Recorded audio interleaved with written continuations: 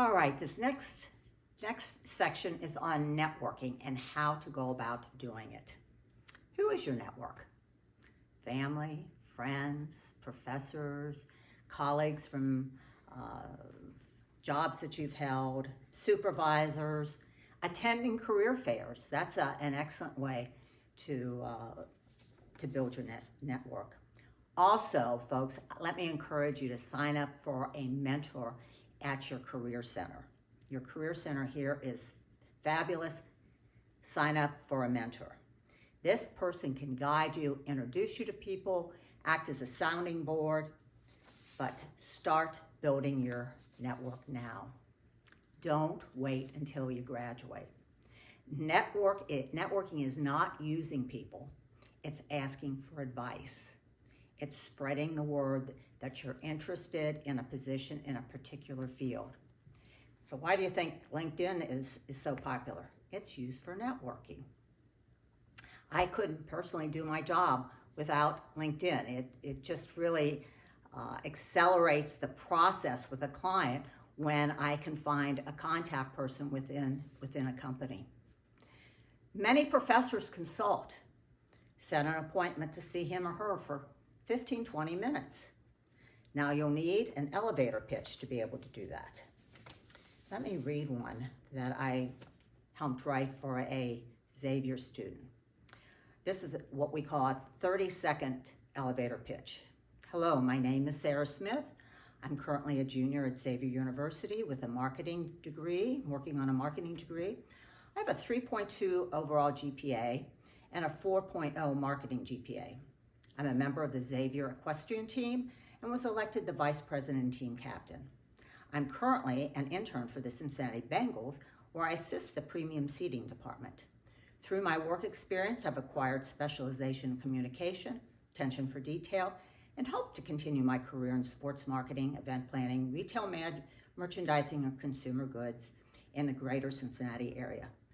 Companies that I am targeting are XYZ. All right?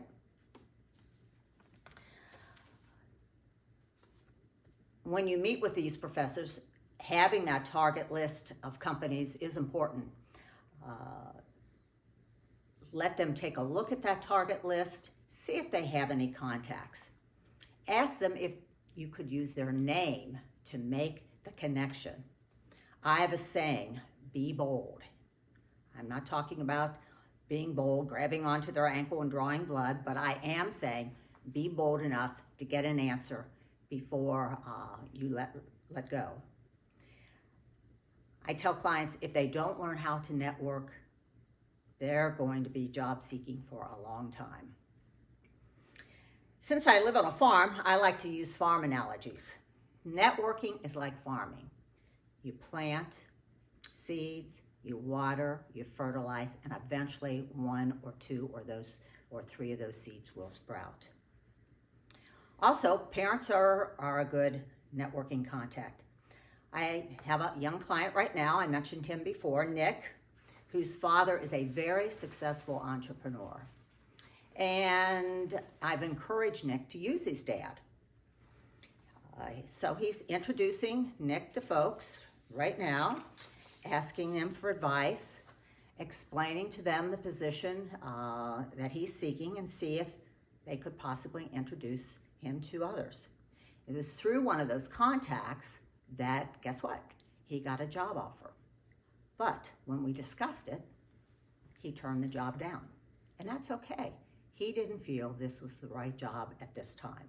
So there's nothing wrong with turning opportunities down. But you need to take a look at your circumstances.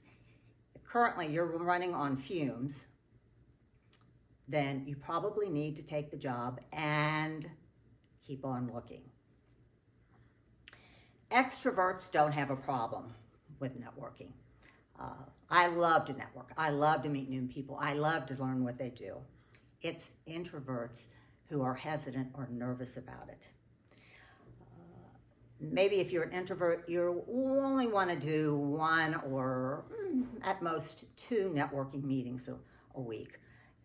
I prefer doing them face-to-face, but most people don't have the time to do that, so it's going to have to be done by phone or Zoom.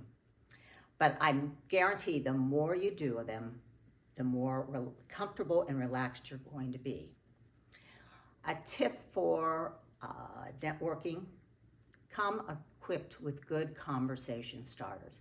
And in fact, in the packet that the Career Center will give you will be a list of questions from me that are good conversation starters. People love to talk about themselves, so ask them for advice. Don't forget to ask them to link in with you. Again, we always want to be making those connections. And sometimes take a friend with you.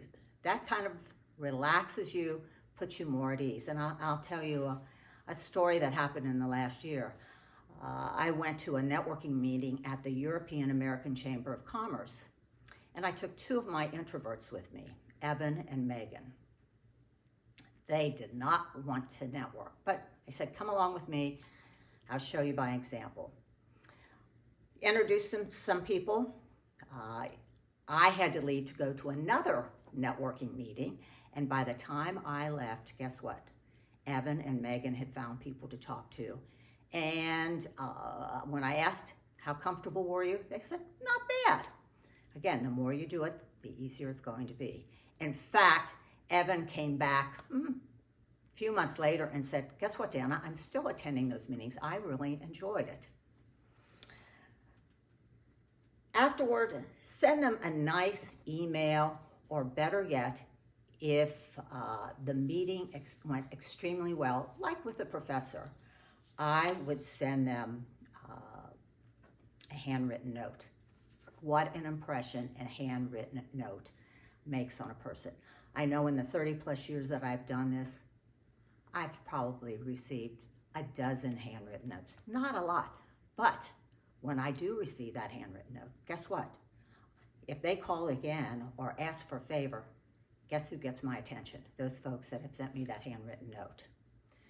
And lastly, remember, many of the best jobs are never advertised. Often they come through networking. Thank you.